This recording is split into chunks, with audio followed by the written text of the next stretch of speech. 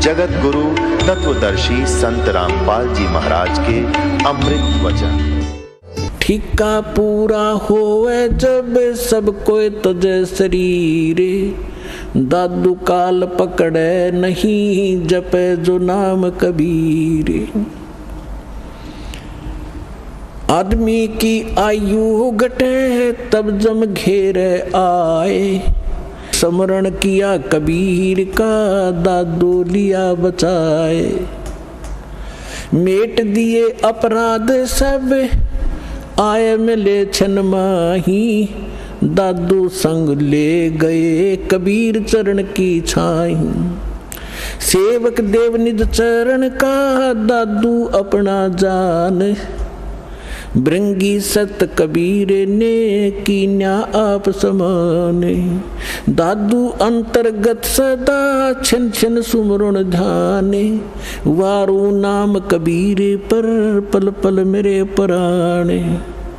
सुन सुन साख कबीर की यू काल नवावे माथे, धन धन तीनों लोक में दादू जोड़े हाथ। केरी नाम कबीर का विखम काल गजराज, दादू भजन प्रताप से ये भाग्य सुनत आवाज। पल एक नाम कबीर का दादू मन चितलाए, अस्थि के असवार को ये स्वान काल ना खाए। सुमरत नाम कबीर का कटे काल की पीर, दादू दिन दिन ऊंचा होवे फिर परमानंद सुख सीर। दादू नाम कबीर की जय कोई लेवे ओटे, तिनको कबू लागे नहीं ये काल वज्र की चोटे। और संत सब कूपे हैं केते झरीता नीर, दादू अगम अपार है ये दरिया सत कबीर। अब ही तेरी सब मिटे ये जन्म मरण की पीर, श्वास उश्वास सोमर ले दादू नाम कबीर। कोई सरगुण में रीझ रहा कोई निर्गुण ठहरावे, दादू गति कबीर की मोह से कहीं ना जावे। दादू नाम कबीर का सुन के कांपे काले, नाम भरोसे जो चले होए नवा का वाले। जिन मोह को निज नाम दिया सोए सतगुर हमारे, दादू दूसरा कोई नहीं ये कबीर सिरजनहारे। अब क्या बताया दादू जी ने, क्योंकि गरीबदास जी की महिमा चल रही है, थोड़ा सा इसलिए हिंट देना पड़ा, इसका आगे लिंक है इससे। दादू साहब जी क्या कहते हैं कि सुन सुन साख कबीर की, साख माने महिमा, परमात्मा की सामर्थ्य। सुन सुनने से जैसे परमात्मा की महिमा जहाँ चलती है तो काल भी माथा रगड़े कि वो तो समर्थ है। यो काल यहाँ का भगवान जो है, जो भगवान की महिमा कहीं होती है, सच्चाई उसकी सत्य महिमा सुनाई जाती है तो काल भी नाक रगड़े मत्था टेकता है कि हाँ भगवान तो समर्थ ही है, वो कबीर तो पूर्ण परमात्मा है। तो सुन सुन साख कबीर की काल नेवावे माथ, झुकावे माथा, और धन हो तीनों लोक में दादू जोड़े हाथ। फिर देखो कैसी तुलना की है, केरी नाम कबीर का और विखम काल गजराज, दादू भजन प्रताप से यू भाग्य सुनत आवाज। अब 21 ब्रह्मांड का स्वामी है। श्रीमद् भगवत गीता अध्याय नंबर 15 के श्लोक नंबर 18 में गीता ज्ञानदाता ये ब्रह्म है, काल है। ये खुद कहता है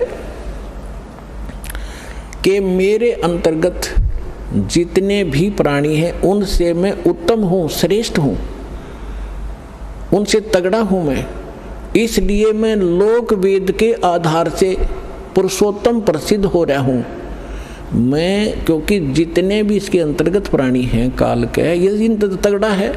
ये 1000 कला का ब्रह्मा विष्णु महेश, ये विष्णु जी 16 कला के, और ये 4 भुजा का, वो 1000 भुजा का। यानी इनमें यहाँ के प्राणियों में ब्रह्मा विष्णु महेश हमसे सबसे तगड़े शक्तिशाली हैं। इनसे भी वो कई गुना शक्तिशाली है। तो ये कोई छोटी शक्ति नहीं है, कहने का भाव ये है। तो यहाँ दादू जी कहना चाहते हैं कि केरी नाम कबीर का, केरी मन बब्बर शेर, और बब्बर शेर कहीं धाड़ मारता हो और हाथी आसपास घूम रहा हो, हाथी इतना भयभीत हो जाता है, लीद कर देता, वो टट्टी कर देता, एकदम इतना डर जाता है, भाजगन की सोचा कि इधर से जान बचाए मेरी। तो यहाँ कहने का भाव यह है कि हाथी कोई छोटा प्राणी नहीं है, आम प्राणियों से तगड़ा है, लेकिन उस बब्बर शेर के सामने वो भी फेल है, उसके सामने उसकी कोई अस्तित्व नहीं है। तो यहाँ क्या बताना चाहते दादू साहब जी, ये बताना चाहते हैं कि केरी नाम कबीर है, परमात्मा का जो सत्य मंत्र है। और कबीर साहब को ऐसा समझो जैसे बब्बर शेर हो, और ये काल भी छोटा नहीं है, विषम काल गजराज, गजराज माने हाथियों का राजा, हाथियों में भी तगड़ा हाथी समझ लो। लेकिन दादू भजन प्रताप से ये भाग्य सुनत आवाज, नाम का सिमरन सतनाम जो आपको दिया जाएगा ये राम का नाम है। राम राम कोई मंत्र नहीं है, राम का नाम, यानी जिससे वो राम प्राप्त हो वो नाम, वो 2 अक्षर का है। सतनाम जिसमें को मंत्र है, एक आपको गुप्त है, वो तत्शब्द वो दिया जाता है।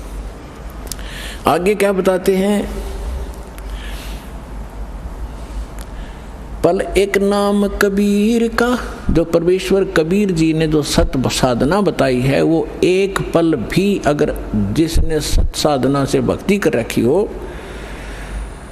पल एक नाम कबीर का दादू मन चितलावे, अस्थि के असवार को स्वान काल नहीं खावे। अब देखो इन महापुरुषों की वाणी को समझना किसी बालक के बस की बात नहीं है। ये महापुरुष पाके पढ़े, दादू पंथी, कबीर पंथी, गरीबदास पंथी, किसी ने कख नहीं बताया इनकी वाणी का, ये समझ नहीं सके इनको।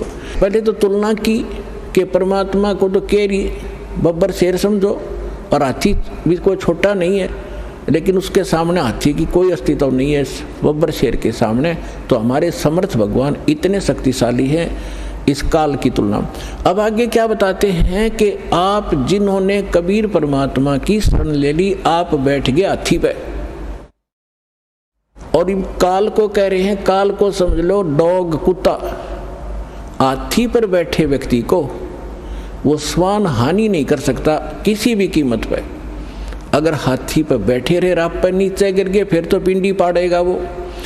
अगर परमात्मा की शरण छोड़ दी तो काल तो खाएगा ही खाएगा वो, तो उसका तैयार बैठा हो। तो जैसे हाथी के ऊपर इंसान बैठा हो और कुत्ते भौंकते रहते हैं, क्योंकि ये बताना चाहते हैं दादू साहब जी कि आप भगवान की शरण में आने के बाद इस काल की रीत से, पहुंच से इतने बाहर हो जाते हो जैसे काल ने समझ लियो फिर कुत्ता, आप बैठ गए हाथी पे, ये तुम्हें किसी भी प्रकार से हानि नहीं कर सकता, निकट भी नहीं आ सकता, आप इतने सुरक्षित हो गए इस कबीर भगवान की शरण। तो यहाँ क्या बताते हैं, पल एक नाम कबीर का दादू मन चितलावे, अस्थि के असवार को स्वान काल नहीं खावे। स्वान माने कुत्ता, अस्थि माने हाथी पर बैठे व्यक्ति को जैसे कुत्ता हानि नहीं कर सकता, कबीर परमेश्वर की शरण में आने के बाद आपको ये काल कोई दुख नहीं दे सकता।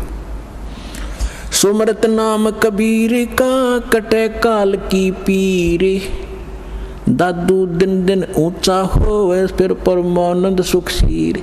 कबीर साहब का नाम जिसने मिल गया और मर्यादा से चलता रहा, डेली अन्य व्यक्तियों से उभरता चला जाओगा, धीरे धीरे अलग छट जाओगे, कुछ दिनों में समाज से न्यारा घर हो जाएगा आपका, और फिर परमानंद सुखशीर, परमानंद परमानंद। जैसे गीता अध्याय नंबर 18 के श्लोक नंबर 62 में कहा कि अर्जुन तो सर्वभाव से उस परमेश्वर की शरण में जा, उसकी कृपा से तू परम शांति यानी परमानंद को प्राप्त होगा और उस शाश्वत स्थान को प्राप्त होगा। तो यहाँ दादू साहब जी वही कह रहे हैं कि सुमरत नाम कबीर का कटे काल की पीर, दादू दिन दिन ऊंचा हुआ फिर परमानंद सुखसीर। दादू नाम कबीर की जय कोई लेवे ओटे, तिनको कभू लागे नहीं ये काल कर्म की चोट। काल के वज्र, जैसे किसी का बेटा मार दिया, किसी का बेटी विधवा कर दी, किसी की टांग काट दी, किसी को कैंसर कर दिया, कहते ये काल के वज्र हैं, ये काल के छुरे हैं, हथियार हैं आपको सताने के लिए। कहते फिर काल के वज्र की चोट आप पर असर नहीं करेगी, आप इतने सुरक्षित हो जाओगे। और संत सब कूप केते दरिता नीरे, दादू अगम अपार है वो दरिया सत्य कबीर। महापुरुषों की वाणी देखो पुण्यात्माओं, गदगद आत्मा हो जाती है। अब उनको ये नकली ये आचार्य शंकराचार्य ये नरे मंडलेश्वर महर्षि न्यू क्या करते होता, अनपढ़ थे, अशिक्षित थे, मूर्खा की भाषा है उनकी ग्रंथों में। इसमें कैसी गजब की तुलना की है कि और संत सब कूप हैं। जैसे दास ने परमात्मा की परिभाषा बताई, तहसीलदार भी साहब है, उसकी जितनी शक्ति है उतना ही मालिक है, डिप्टी कमिश्नर भी साहब है, मंत्री, प्रधानमंत्री, मुख्यमंत्री, ये सारे साहब। तो यहाँ यही तुलना की है कि और संत, जैसे आप सुनते हो कि उस गांव में एक बाबा था, उसने ऐसा कर दिया, एक ने ऐसा कर दिया, छोटे मोटे, कहते ये भी अपनी शक्ति रखते हैं लेकिन वो कंप्लीट नहीं है, उससे सर्व लाभ नहीं हो सकते। आपका तहसीलदार से मित्रता है तो एक रजिस्ट्री करा सकते हो, साल 6 महीने 2 वर्ष 10 वर्ष 50 वर्ष में एक का काम करा पाओगे, उससे बाकी और समर्थ की शरण हो जा तो कितना सारे काम होते चले जाएंगे आपके। इस प्रकार क्या बताते हैं, और संत सब कूप हैं। और संत भी तुम बताते हो कि उसने, जैसे कोई विष्णु का पुजारी है और उसने विष्णु की भक्ति करके कुछ शक्ति संग्रह कर लिया तो उसमें से बांट सकता है, वो थोड़ा बहुत राह देतेगा, लेकिन दोनों नरक में लास्ट में, चेला भी गुरु भी। तो यहाँ कहते हैं और संत सब कूप हैं। और उस महात्माओं को समझो, वो तो एक कुआं है, कुआं केवल पीने का काम ही कर सकता है, सिंचाई में नहीं कामयाब हो सकता। क्या हो गया कि दो थोड़ा बहुत भी कभी सारा दिन में सींच दिया तो सफिशिएंट नहीं है। और के तेज रीता नीर, यानी कोई झरने से बह रहा थोड़ा मोटा नाला है, वो भी कंप्लीट राहत नहीं दे सकता उस क्षेत्र को। अब यहाँ बताना चाहते हैं दादू साहब जी कि दादू अगम अपार है वो दरिया सत कबीर। दरिया है नदी जिसके अंदर पानी का कोई था ही नहीं, उसमें कुएं भी बना लो, नाले भी निकाल लो, नहर भी निकाल लो, नहा भी लो, धो भी लो, सिंचाई भी कर लो, फिर भी फालतू पानी रहे। तो ऐसे समर्थता बताई है कबीर भगवान की, परमेश्वर की, आदरणीय दादू साहिब जी ने। और संत सब कूप हैं केते झरीता नीर, दादू अगम अपार है वो दरिया सत्य कबीर।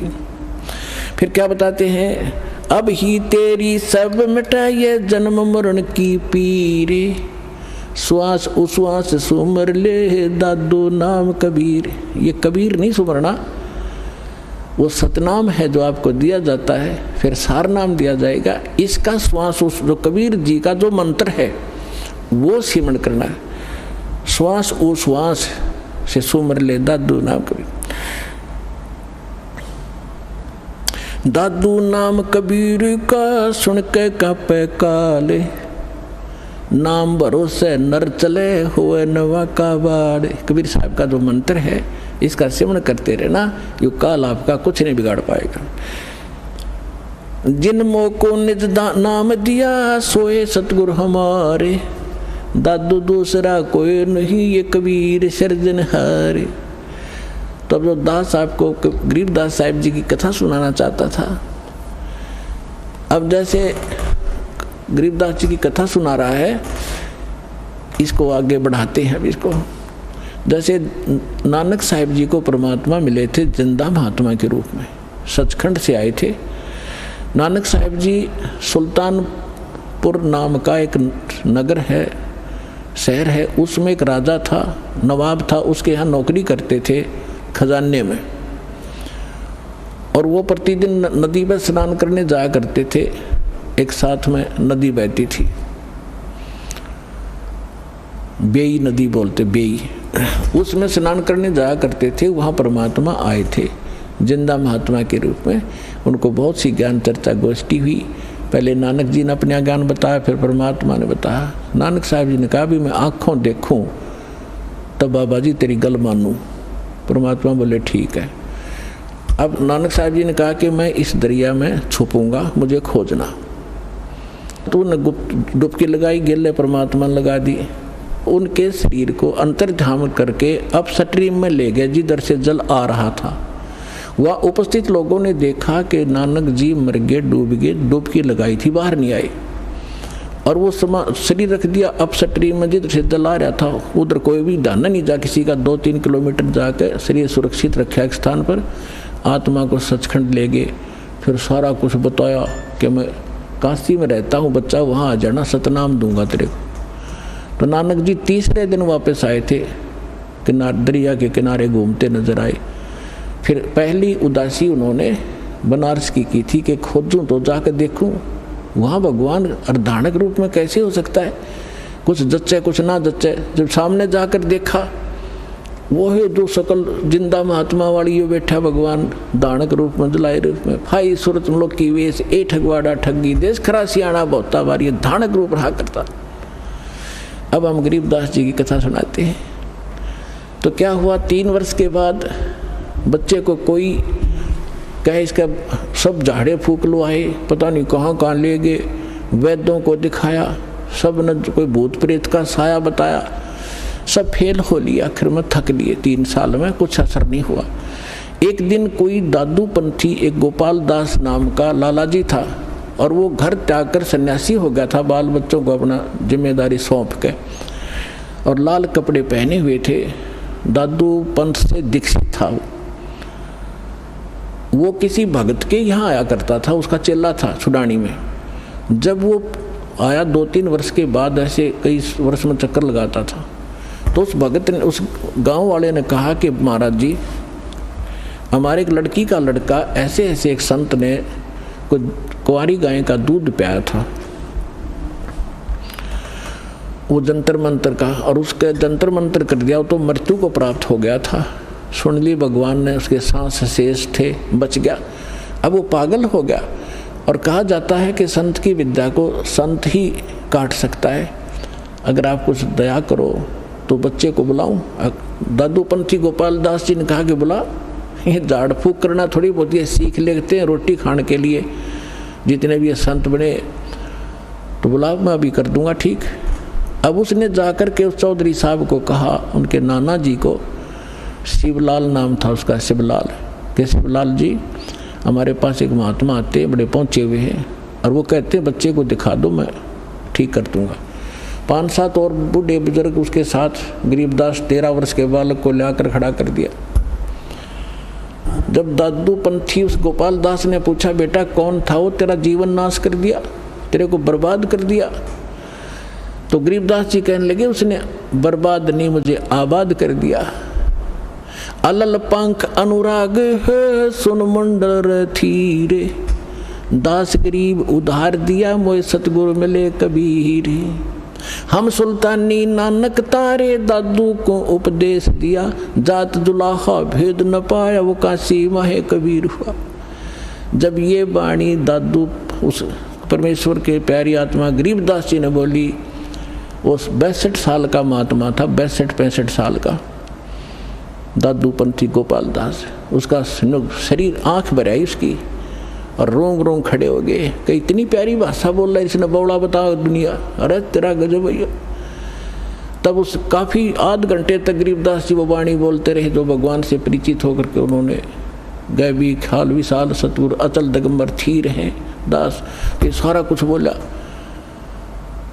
तब वो 62-65 साल का आदमी खड़ा हो गया, महात्मा जिसके वो लोग पूजा कर रहे थे, हाथ जोड़ कर कहने लगे, महाराज जी अब वाणी लिखवा दो सारी की सारी, जीवों का उद्धार होगा कलयुग में।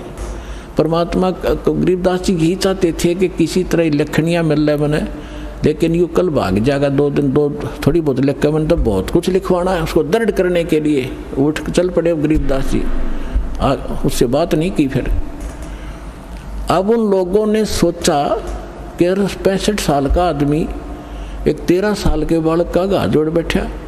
उन्होंने ये सोचा भाई इसमें तो बड़ी बला है, बाबा जी का भी चक्कर कटा दिया इसने, यानी कोई बड़ा भूत प्रेत है इस गरीबदास जी में। 65 साल का बाबा भी आजोड़े खड़ा इसका आगे, यू क्या कहे है इसको। अब वो तो अपने घर में चले गए, गरीबदास जी चल पड़े खेतों को, जंगल की साइड में, और वो दादू पंथी महात्मा भी साथ साथ जा। अभी तो अमर वाणी गजब की वाणी है, क्योंकि परिचित था संतों की वाणी से, दादू से भी परिचित था कि उनको कोई संत मिले थे जिंदा महात्मा के रूप में। दादू पंथी ये नहीं मानते कि कबीर काशी वाला मिले थे, और उसने खुल के लिख रखा अपने ग्रंथ में, तो सब की बुद्धि में पत्थर पड़े हुए। तीसरे दिन गरीबदास जी ने कहा कि बाबा जी बात सुन ले, जब सारा लिखे जितना मैं लिखवाऊँ तो मैं लिखवाऊँ, नहीं तो जा अपने घर में। उन्होंने कहा दादू के पंथी ने, गोपाल दास जी ने, कि महाराज जी मैं तो घर तक कति फ्री हो रहा हूँ और मेरा काम में कुछ नहीं बचा रही, ये परमार्थ का काम सेवा मुझे मिल जाए, इससे बड़ा कोई मेरे लिए काम नहीं, कोई परमार्थ नहीं। तो गरीबदास जी का एक, उन्हीं के नाना का एक बेरी का बाग था, बेरी, बड़ बेरी बोलन से, उसमें एक जंडी का पेड़ था बहुत भारा। उस जंडी के पेड़ के नीचे गरीबदास जी और वो दोनों गोपाल दास जी बैठ जाते। गोपाल दास जी बनिया था, उसको लिखना आता था, वो लिखता था, गरीबदास जी बोलते थे। 6 महीने के में ये वाणी पूर्ण हुई जो आज दास के पास उपलब्ध है, और जो आपके सामने वो अमृत बखेर रहा हूँ। तो इन सब बातों से ये सिद्ध हो गया कि हमारे सदग्रंथ बतावें और आंखों देखा संत बतावें कि धानक रूप रहा करतार। गरीबदास जी ने कहा, अनंत कोट ब्रह्मांड का एक रति नहीं भारे, सतगुरु पुरुष कबीर हैं ये कुल के सृजनहारे।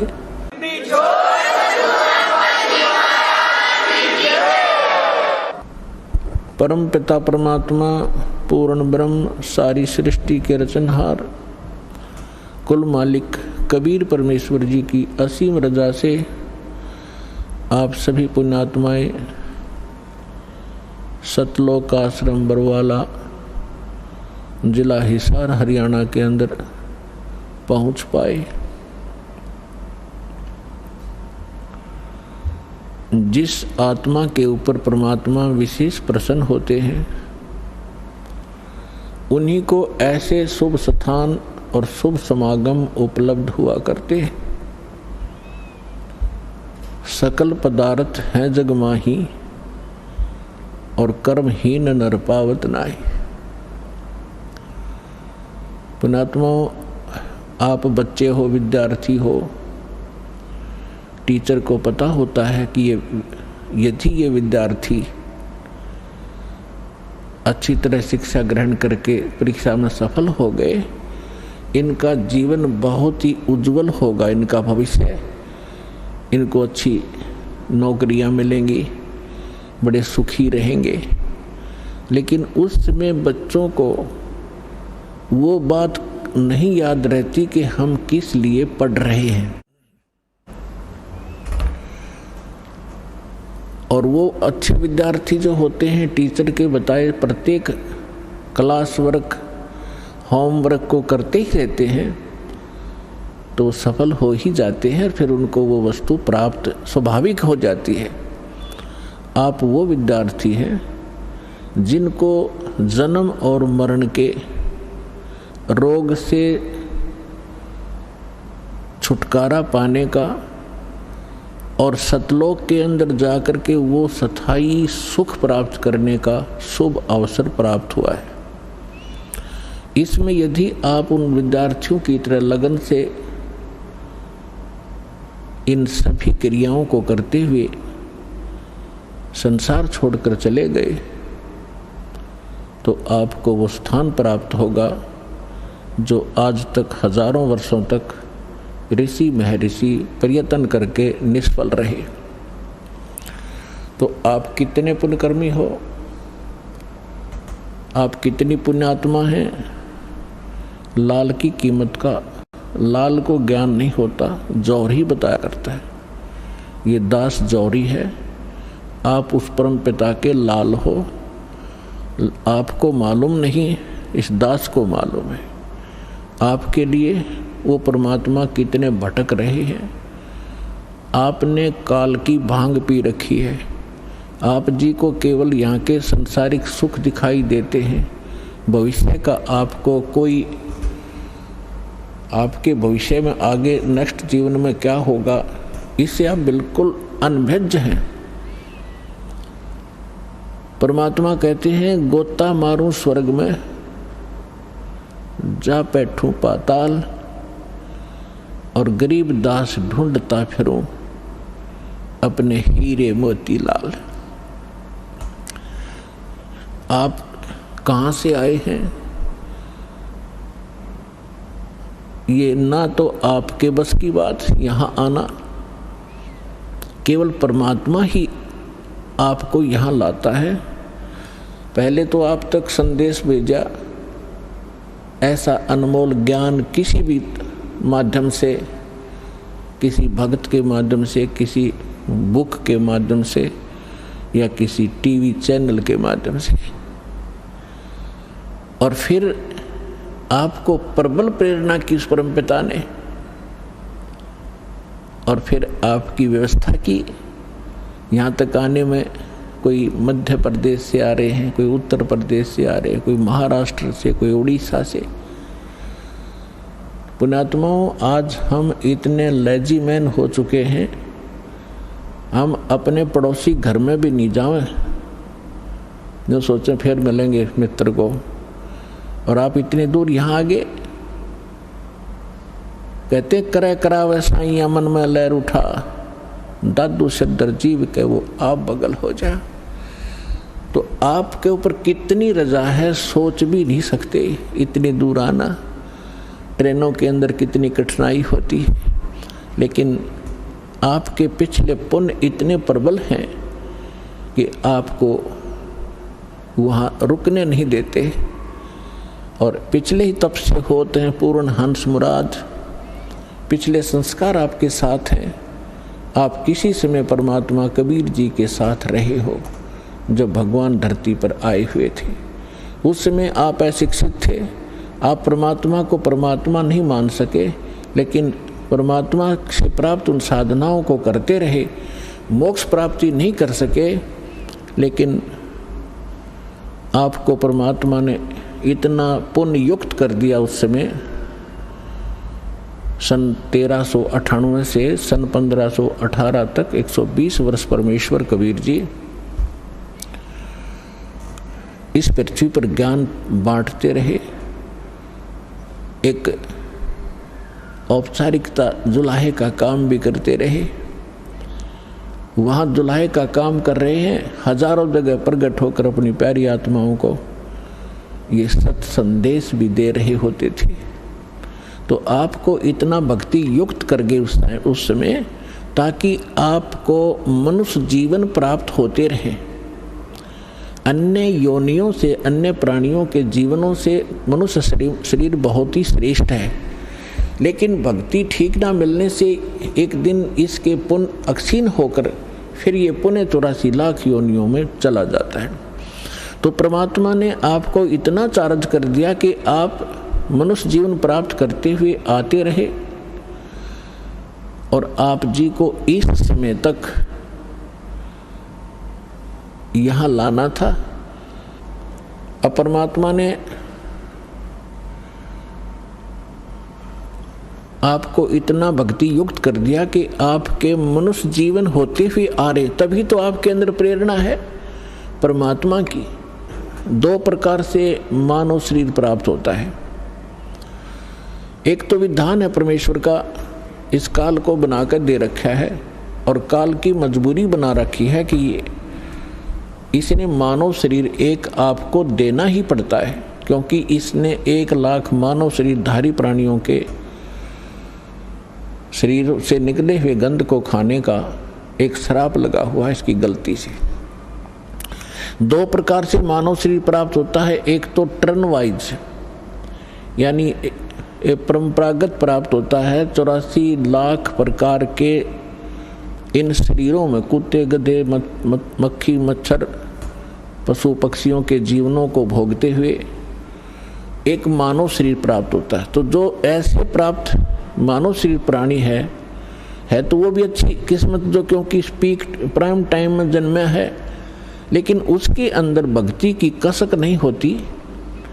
100 बार कहने से भी उसकी आत्मा प्रेरित नहीं होती। और दूसरी प्रकार का जन्म ऐसे होता है, जो पीछे भी मनुष्य थे, आज भी मनुष्य जीवन प्राप्त हुआ है, मानव स्त्री या पुरुष का, तो उनके अंदर पूर्व संस्कार से वो भक्ति की कसक बनी ही रहती है। और जिस कारण से वो भक्ति भगवान के बिना टिक नहीं सकते, चाहे कहीं पहाड़ पर जाना पड़े देखा देखी, चाहे कोई मंदिर में आस्था बनानी पड़े, या कोई व्रत रख के अपनी संतुष्टि करनी पड़े, वो टिक नहीं सकते, क्योंकि वो पिछले संस्कारी प्राणी है। तो परमात्मा ने आपको 600 वर्ष पहले आप पर मेहर की थी। 64 लाख शिष्य कबीर भगवान के, एक धानक जो लाए के, एक झोंपड़ी में बैठे व्यक्ति के 64 लाख शिष्य हुए थे। तो विचार करके देखो पुण्यात्माओं, जिसको हम एक कवि समझकर उसकी फाइल को बंद करके बैठ गए थे कि वो तो एक कवि था, संत भी नहीं मानते थे, हम केवल एक कवि मानते थे, क्योंकि हम अपने पाठ्यक्रम की पुस्तकों में उनके दोहे पढ़ा करते थे और कवि की संज्ञा में लेकर ही, कवि की श्रेणी में ही उनको गिना जाता था। अन्य कितने कवि हुए हैं, उनके पैरेलल उनके नाम लिखे जाते थे। किसी का कोई शिष्य हुआ, ये भगवान थे। और इन्होंने जो अमृतवाणी, जो तत्व ज्ञान प्रचार किया, कबीर सागर के अंदर विद्यमान है, उससे भी स्पष्ट है। उन्होंने वो ज्ञान दे रखा है जो वेदों, पुराणों, श्रीमद् भगवद गीता, बाइबल, कुरान और इनमें नहीं है। वो ज्ञान भी परमात्मा ने बोल रखा है। तो वो परमात्मा थे, ओनली कवि नहीं थे। और उनके परमात्मा की महिमा में वेदों में लिखा है कि वो परमात्मा ऊपर रहता है सतलोक में, मनुष्य दृश्य है, राजा के समान एक तख्त पर, सिंहासन पर विराजमान है, वहाँ से गति करके चल कर आते हैं, या अच्छी आत्माओं को मिलते हैं, अपने ज्ञान को लोकोक्तियों के माध्यम से, दोहावलियों के माध्यम से, पद्य भाग में ऊंचे स्वर में बोल बोल कर सुनाते हैं, जिस कारण से वे कवियों में से भी एक प्रसिद्ध कवि की पदवी भी प्राप्त करते हैं। लेकिन वो होते हैं भगवान, ये वेदों में लिखा है। और कवियों जैसा आचरण करते हुए घूमते फिरते हैं, जगह जगह जाते हैं। उसी दृष्टिकोण से परमात्मा एक ही समय में हजारों जगह प्रकट होकर के आज से 600 वर्ष पहले आप जी को भक्ति युक्त किया करते थे। लेकिन उस समय 64 लाख से सो जाना, ये एक बहुत बड़े आश्चर्य की बात है, क्योंकि उस समय भारत बहुत विशाल था। पूर्वी और पश्चिमी पाकिस्तान, अफगानिस्तान, बलूचिस्तान, इराक, ईरान, गजनी, ये सभी यहाँ तक भारत था। और उस समय कुल मिलाकर के भारतवर्ष की सारे की 4 करोड़ आबादी नहीं होगी, और जिसमें से 64 लाख शिष्य बन जाना हिंदू और मुसलमान। क्योंकि परमात्मा ने ऐसे सुख दिए अपनी प्यारी आत्माओं को, ऐसा ज्ञान दिया, तो आश्चर्यचकित रह जाते थे। तो उस समय परमात्मा ने आप जी को इस योग्य कर दिया कि आप 600 वर्ष से आज तक मनुष्य जीवन प्राप्त करते हुए आ रहे हो, 600 वर्ष पूर्व। और जिसमें लगभग आपने 10-15 मनुष्य शरीर प्राप्त कर लिए कंटिन्यू। और यदि आज ये समय आपको ना मिलता और ये भक्ति आपको ना मिलती, तो आपका जो लास्ट मनुष्य जीवन था, आप फिर 83 लाख योनियों में चले जाते। इसलिए परमात्मा बड़े दयालु हैं। उनका जो किया हुआ प्रत्येक कार्य वो बहुत ही सफल होता है। उसी के वचन से सब कार्य हो रहा है। अब उसके बाद भगवान को हमने भगवान नहीं समझा, हमने उनको केवल एक कवि समझा।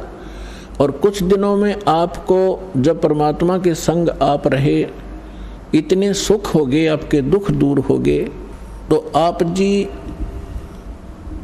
परमात्मा से दूर होने लगे।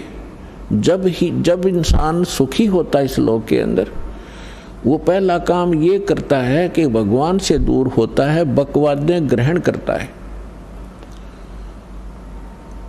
तो जब हम सुखी हो गए, सभी सुख हमें बहुत देता है क्योंकि तो सुख सागर है, तो हमारे मन में दोष उत्पन्न होने लगे, परमात्मा के अंदर भी हमने कुछ गड़बड़ निकालने लगे।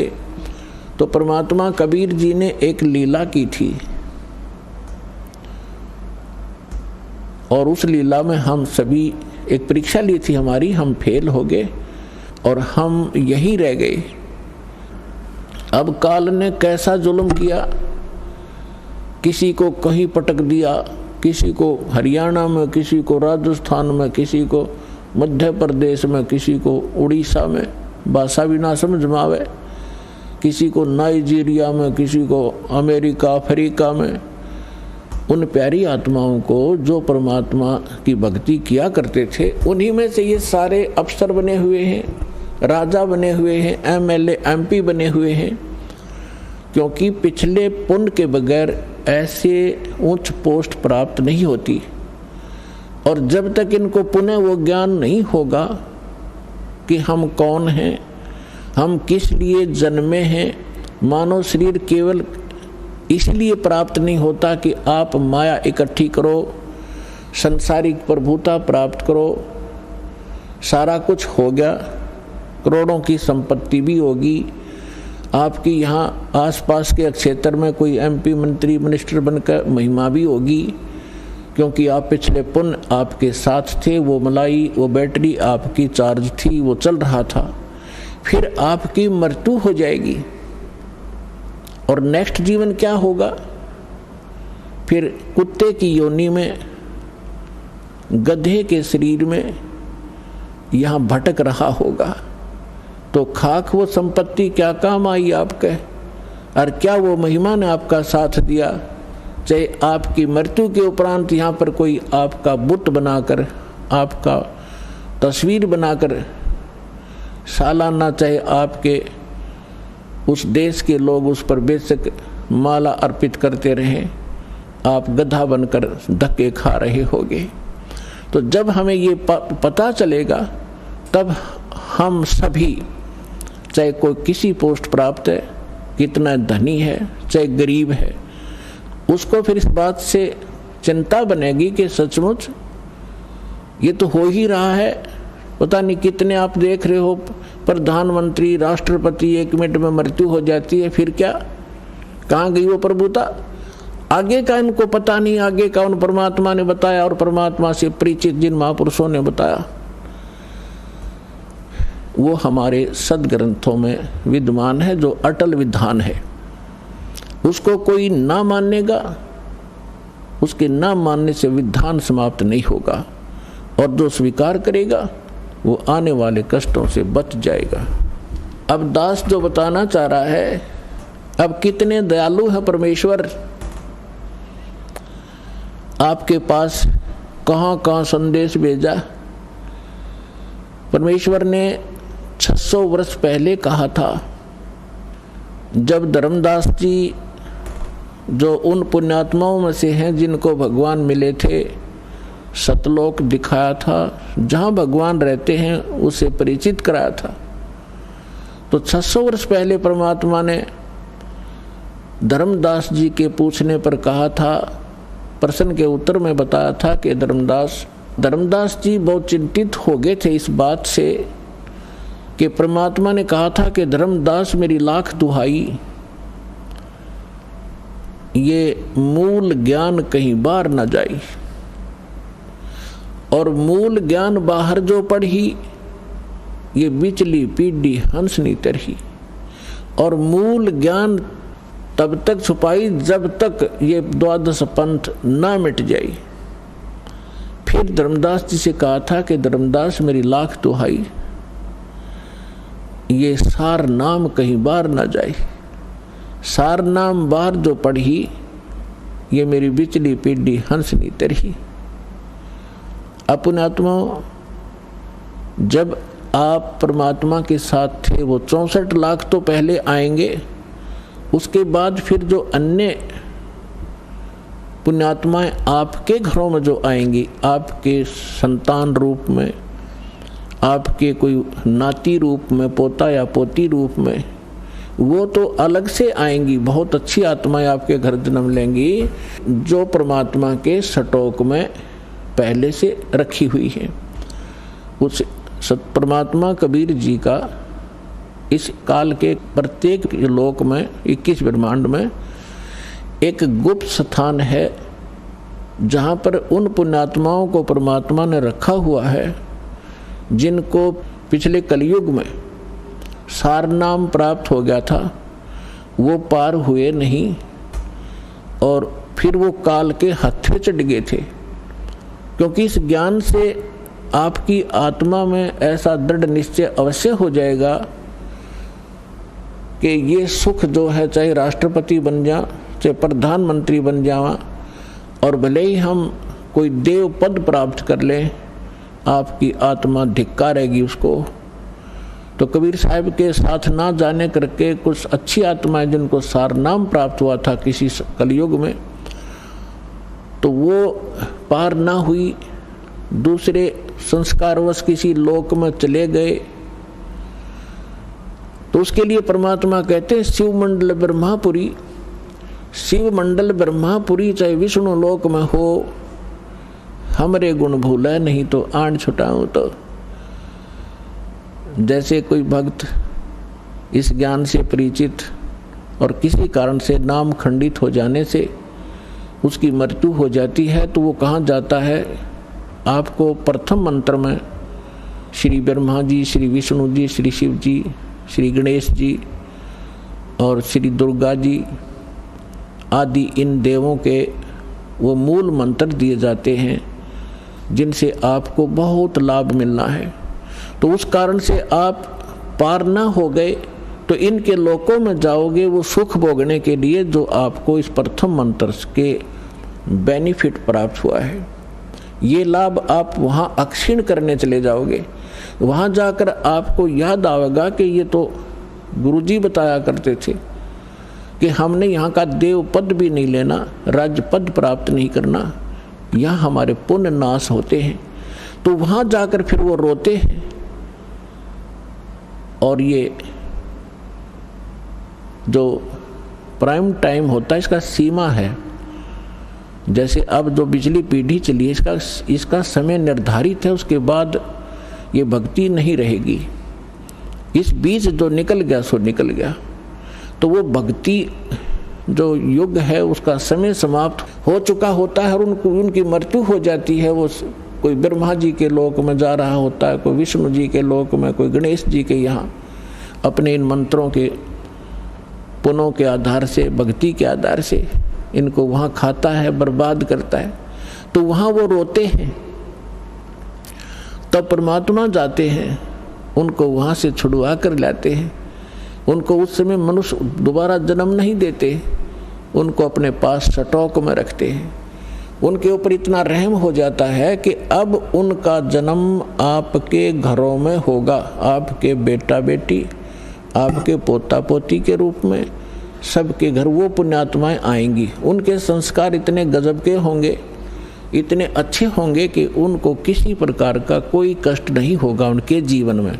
और उनको जन्म से ही मंत्र मिलेंगे, 3 वर्ष के होते ही भक्ति करेंगे और 8 वर्ष का होते उसको सतनाम मिलेगा। और फिर 12 वर्ष के बाद, 13 वर्ष के बाद अंतर ही उसको सारनाम प्राप्त होगा। अब के वो मोक्ष प्राप्त कर जाएंगे। आप भी करोगे क्योंकि ये भक्ति युग प्रारंभ हुआ है।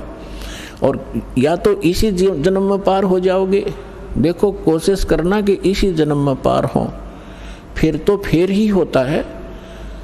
नेक्स्ट लाइफ का, नेक्स्ट जीवन की सपने में भी इच्छा मत रखना। फिर भी किसी कारण से पैर फिसल जाता है तो वो फिर तुरंत ही मनुष्य जीवन प्राप्त करके तुरंत ही भक्ति पर लग जाता है। अपने आत्माओं देखो, आप भक्ति और इस अध्यात्म मार्ग से परिचित नहीं है। अब जैसे यहाँ कितने दुखी भक्त आते हैं, रोगी आते हैं, सब जगह जवाब मिल जाता है, वो यहाँ लेकर आते हैं, हमारे भक्त उनको समझाते हैं कि चलो आप वहाँ ठीक हो जाओगे। तो वो केवल ठीक होने के उद्देश्य से जो आते हैं और वो ये सोचते रहते हैं कि हम ठीक हो जाएं, बस इतना ही हमें चाहिए, तो उनको परमात्मा राहत शीघ्र नहीं देगा। आप ये उद्देश्य लेकर आओ, इस ज्ञान को समझाओ, जिसको भी आप लाते हो अच्छी बात है, ज्ञान समझाओ और ज्ञान समझा कर फिर उनको नाम दिलाओ, फिर परमात्मा तुरंत हाथ पकड़ लेता है। और यदि ऐसे ले आते हैं और वो इस उद्देश्य से आते हैं, बुरी बात नहीं है, अच्छा है। यदि वो व्यक्ति नाम, क्योंकि नाम तो हम देंगे ही देंगे, समाधान तो बाद होगा, तो पहले मंत्र दे देंगे। अब नाम जिसने मिल गया और अंतिम सांस गिने, मरना तो उसने था ही, इस मंत्र को एक बार पूरा बोल दे, सुन ले, वहाँ पर ना बोल सके और मृत्यु हो जा तो भी उसको मनुष्य जीवन मिलेगा, उसमें बीज भक्ति का बूगा। हमने असंख्य जन्म हो गए, जन्मते मरता ने, धक्के खात्या ने, और अब मनुष्य जीवन प्राप्त होगा तुरंत ही 10वें महीने यहाँ सतलोक आश्रम बरवाला में आ लेगा और उसका फिर जीवन शुरू हो गया।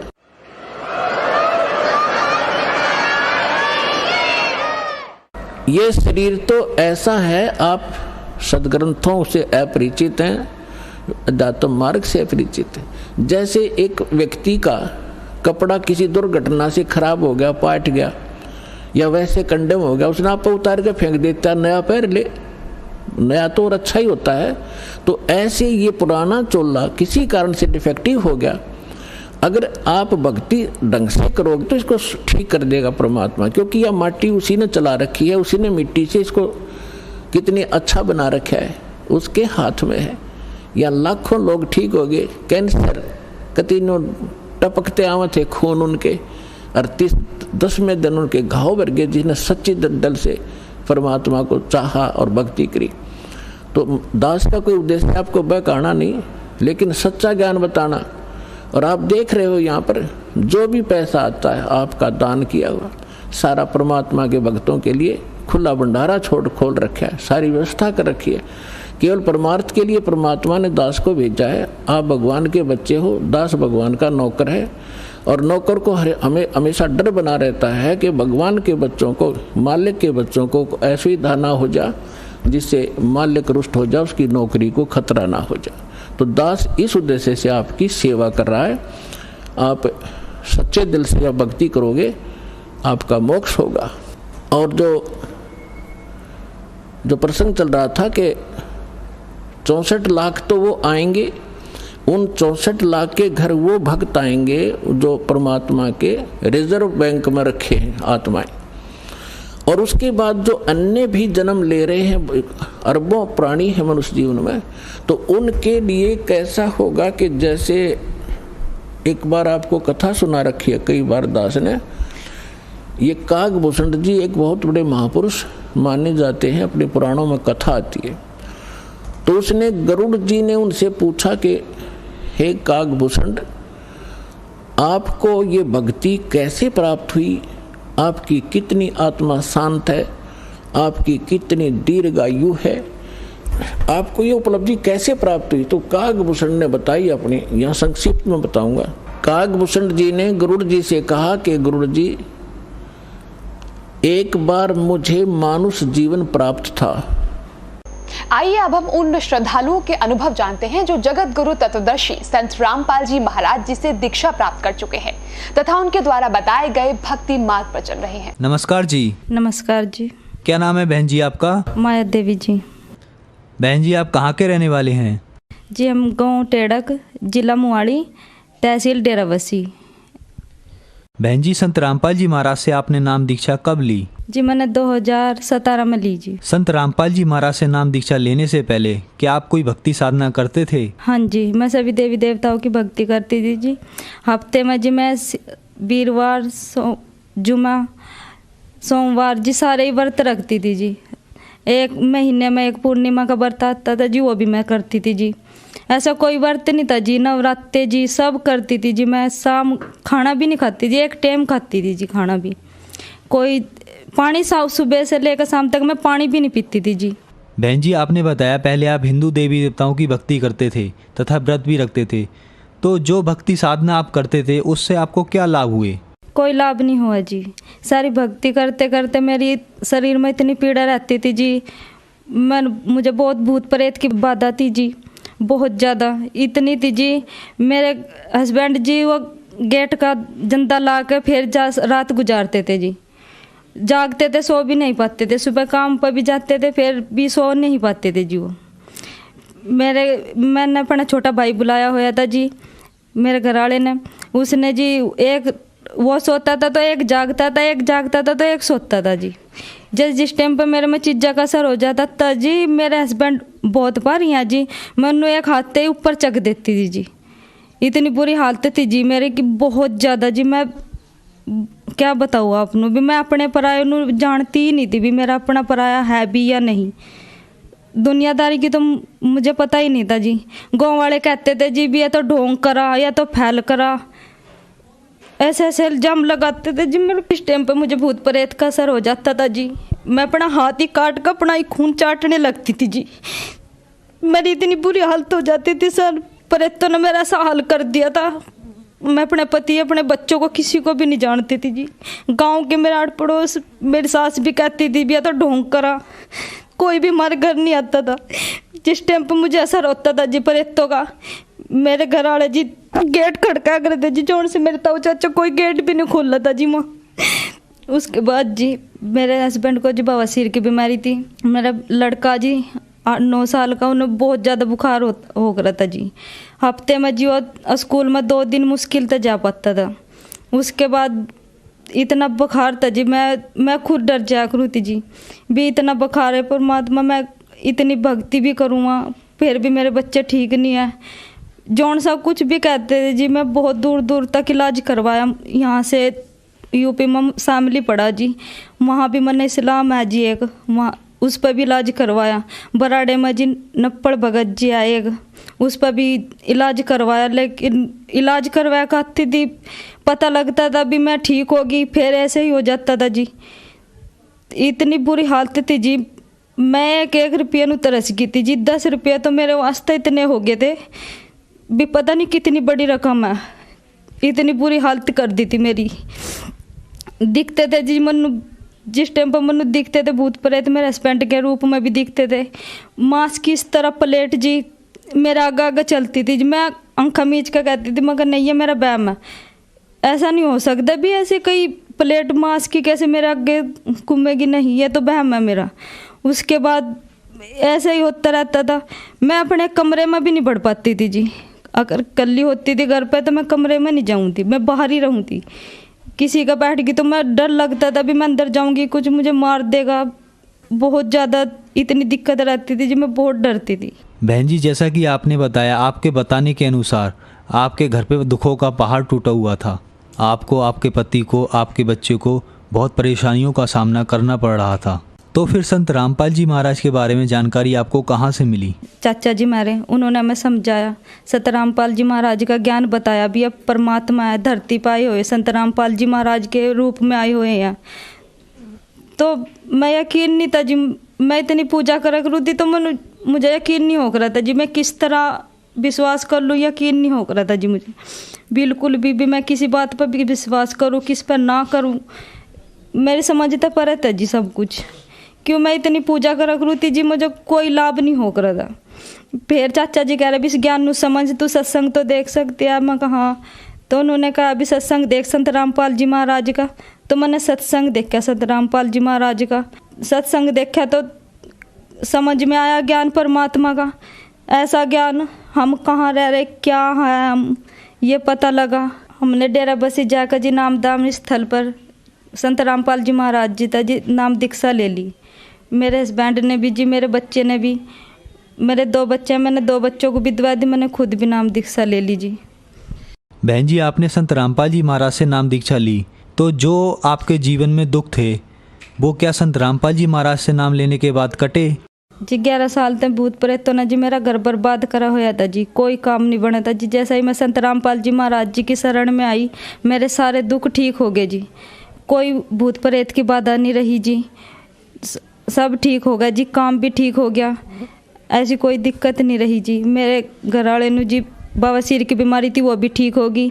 मेरे लड़के को बुखार रहता था जी, 9 साल हो गए थे जिसका बुखार नहीं उतरा था। 9 साल का है मेरा लड़का, बुखार नहीं इसका उतरा था जी। जिस दिन का नाम दाम संत रामपाल जी महाराज का नाम दाम लिया जी, मेरा लड़का भी ठीक है। मेरी जो भूत प्रेत की बाधा थी वो भी कट गई जी। मैं किसी भी वक्त असर हो जाता था, मुझे खेलती थी मैं, सब कहते थे भी ये तो ढोंग करा, बहुत ज़्यादा वो मेरी हट गई जी। कोई ऐसी तकलीफ नहीं रही। मेरा लड़का था जी, बुखार रह रहा था जी, उसे खून में इन्फेक्शन था सर उसके, वो भी इन्फेक्शन ठीक हो गया जी। क्योंकि जब के मैंने कोई दवाई उसके बाद नाम दाम लेने के बाद ना तो मैंने कोई दवाई ली, ना ही मैंने कोई इलाज करवाया, सिर्फ नाम दाम लेने के बाद ही मेरा लड़का ठीक हो गया जी। मेरे डैडी जी बहुत ज़्यादा शराब पी रहे थे जी, मांस भी रोज़ खाते थे सर। इतनी शराब पीते थे भी, इतनी लड़ाई करते थे, शराब पीकर भी रात को सोने भी नहीं देते थे। मैं कभी कभी घर पे जाती थी तो दारू पी के इतनी लड़ाई करते थे भी, मैं वहाँ एक रात भी नहीं रह पाती थी। मैंने परमात्मा संत रामपाल जी महाराज जी से प्रार्थना की है, परमात्मा आप मेरे डैडी को अपनी शरण में बुला लीजिए, मेरा विश्वास और पक्का हो जाएगा। परमात्मा ने ऐसी दया की, संत रामपाल जी महाराज ने, मेरे डैडी ने शराब भी छोड़ दी। मैंने उन्हें ज्ञान बताया परमात्मा का भी, परमात्मा धरती पाए हुए हैं संत रामपाल जी महाराज भी, आप भी नाम दीक्षा ले लीजिए। मेरे डैडी ने नाम ज्ञान सुना, तब के मेरे डैडी को अधरंग भी पड़ गया था। इतनी बुरी हालत हो गई थी कंपनी में, जिस कंपनी में मेरे डैडी जॉब करते थे वो भी मना कर दिया था भी आप ड्यूटी पर मत आना, भी आप काम नहीं करते। फिर संत रामपाल जी महाराज जी से नाम दाम दीक्षा लेने के बाद कंपनी से फ़ोन आया भी आप ड्यूटी पे वापस आ सकते हो। मेरे डैडी ने ड्यूटी भी दोबारा ज्वाइन कर ली। संत रामपाल जी महाराज की दया से दारू मीट सब छोड़ दिया। मेरे डैडी ठीक तो बोल भी नहीं पाया करते थे, बोलने भी ठीक लग गए, अपने पैरों पर चलन भी लग गए। जबकि मेरे डैडी मंजे पे पड़ गए थे, बिल्कुल भी ये भी नहीं था भी वो चल सकते हैं या कुछ भी, दूसरों के हाथ में आ गए थे।